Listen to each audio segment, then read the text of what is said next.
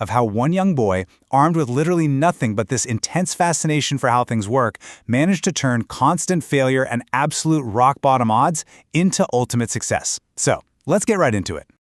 Okay, let's dive into his starting line, because to truly understand the magnitude of his success, we have to look at where he began, which was, well, virtually nowhere. He grew up in deep poverty. We're talking patched clothes, a severe lack of basic resources. Honestly, just surviving ate up most of his daily energy. But, and this is the kicker, amidst all that scarcity, he possessed one incredibly critical asset, an unshakable dream and a crazy, deep fascination for building things. He absolutely refused to let his current reality dictate what his future could look like.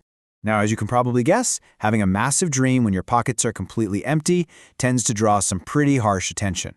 People didn't just casually doubt him, they laughed in his face. They flat out told him, "You will never achieve anything."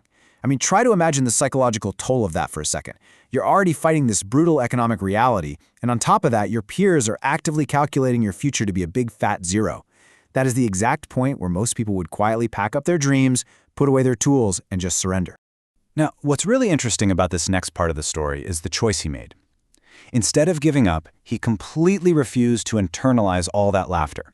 Instead, he took all that toxic dismissal and used it as fuel, like literal combustible fuel. Every single time someone told him he couldn't do it, what did he do? He went right back to his workbench. He didn't find his resolve because things were easy. He found it as a direct, defiant response to how incredibly hard things were. And that defiance, it translated into a totally relentless, tactical daily grind. He wasn't just sitting around hoping for success. Step 1, he studied hard. Step 2, he actively taught himself the intricate mechanics of engineering, figuring out how gears turn, how small robots operate, the whole shebang. And step 3, which is absolutely crucial, he kept moving forward. He didn't wait around for some magical lucky break. He manufactured his own luck through sheer, messy, repetitive effort, stumbling, breaking his creations, and just getting up to try again day after day. To keep that kind of crazy momentum going, he actually had to completely rewire his brain's relationship with failure. Where most of us see a roadblock or, a glaring sign to stop, he saw a vital lesson. He figured out that a setback is really just raw material to build with. Every time a gear jammed or a circuit blew out, it actually fortified him physically and mentally. It's just like the old saying, you don't lose when you fail, you only lose when you fail to extract the lesson. Let's move ahead and see how this builds over time. Because look, this transformation wasn't some sudden overnight miracle. It required years of quiet, uncelebrated dedication. Year 1, that was marked by harsh initial failures and the brutal sting of mockery. But by year 3, he had entered this phase of deep adaptation, actively turning those painful mistakes into a refined craft. And it was only after year 5 whole years of this unwavering persistence, that his work finally started to bear fruit. True resilience is absolutely a marathon, for sure. And then came the breakthrough.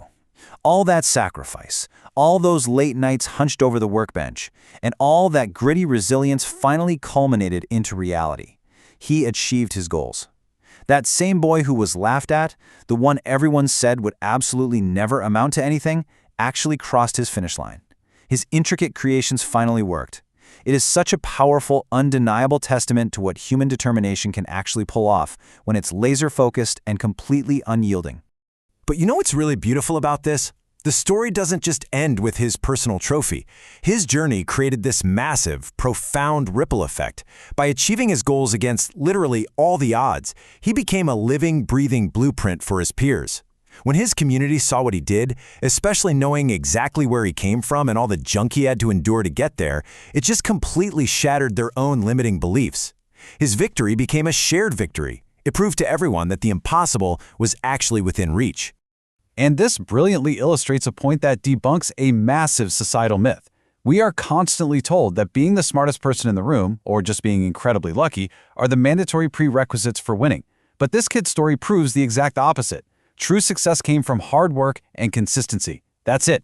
He wasn't handed a golden ticket or a lucky break. He relied entirely on the grit to pick up his tools every single day, especially on the days when it was hardest. So the crucial point we really need to take away from this is that his journey leaves us with a universal blueprint that literally any of us can apply right now. Number 1, believe in yourself, especially when nobody else does. Number 2, put in the raw daily hard work it takes to master your craft. Number 3, stay consistent, because sporadic effort is only ever going to yield sporadic results. And finally, number 4, never ever give up, no matter how tough the road gets or how loud the doubters are screaming.